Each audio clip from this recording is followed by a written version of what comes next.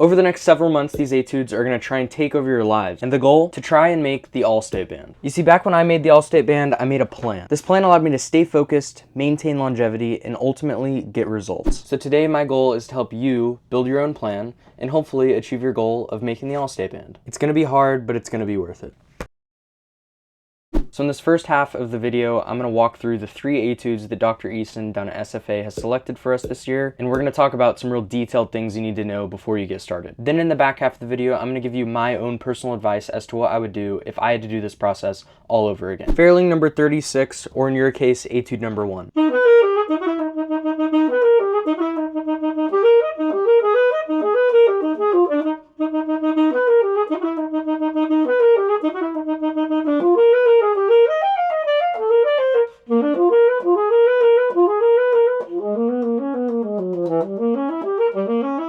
If you look on the TMEA website, Dr. Easton has provided great notes under his performance guide for each etude. One of the best things you can do to prepare yourself for these etudes is to learn the technique associated with each one. In this case, etude number 36 is in F minor, so we have 4 flats. So slowly increasing the speed on your F minor scales and arpeggios is going to greatly improve your technique. Another note he makes in his performance guide is to not clip the ends of slurs. If we look at the very first measure, the very first beat, that F natural at the end of the slur, there's no staccato over that, so we don't want to clip it. The first short note we have in that measure is that C. If we continue to look at the first measure, specifically that grace note E flat, he recommends using the fingering C5 or the 3rd left-hand palm key. He also states that that fingering might change for bari and tenor saxophones, as they might find the high E or C3 key to work better for them. I highly recommend leaving the grace notes out at first just so you can establish nice and even time. Remember that grace notes don't allow you to add extra time within a measure, and you still have to fit it within those 2 beats. I also wrote that there will be a tendency to rush in measures 9 through 14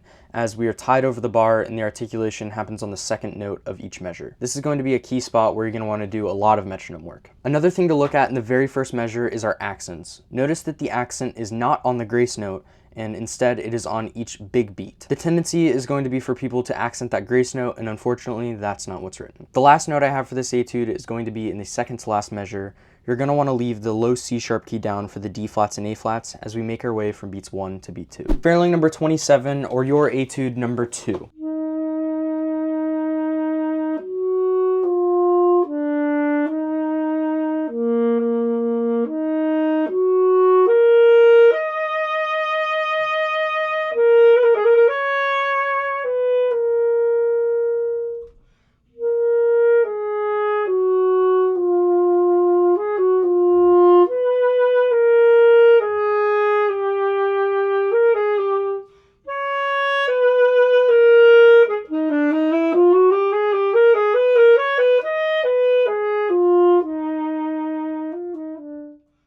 This is the only etude with errata or errors in the published edition. That error is going to take place in measure 39, or the 3rd to last measure. There should not be a staccato marking over that B natural under the slur. Dr. Easton puts a lot of emphasis on the style marking, largo lagrimoso, or a sad or mournful style. If you look at your fairing book, the tempo is listed as 8th note equals 96.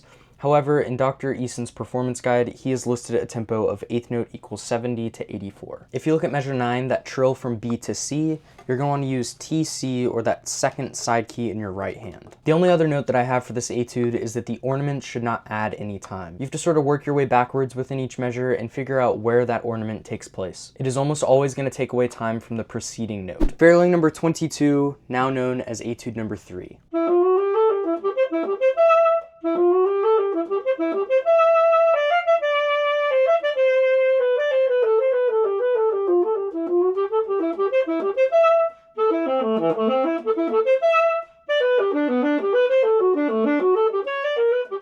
In Dr. Easton's performance guide, he says to use vibrato on quarter notes, especially the ones with ties, and then on those ties, make sure that they are the accurate lengths in measures 2 through 4.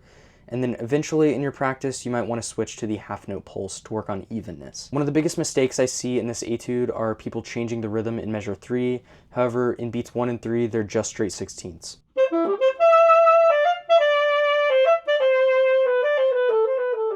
Often people will change this rhythm to 2 16th notes followed by a dotted 16th note and a 32nd, because they will clip the slur and add a bunch of space between the slur and the staccato note. Just as we said in the first etude, I would also suggest practicing your A major scales and E major scales in arpeggios, as well as your F sharp minor arpeggios, because all of those scales and technique patterns take place in this etude. So now I want to give you some advice as you walk yourself through this process over the next several months. When you start learning something, the best thing you can do is to try and decrease the amount of bad habits that you introduce into your playing. The way that you do this is increase the ratio of correct repetitions that you have in relation to the incorrect repetitions that you have. Ideally, you never make a mistake and only have correct repetitions. Two ways that you can do this is by decreasing tempo or decreasing the quantity of music that you are playing. The next rule that I have for you is to never play the etudes any faster than you can play your scales and arpeggios. If you can only play your associated scales and arpeggios of each etude at 80 BPM, you shouldn't be trying to practice the etudes at 100 BPM. I know it might get boring playing these etudes at a super slow tempo for a very long time,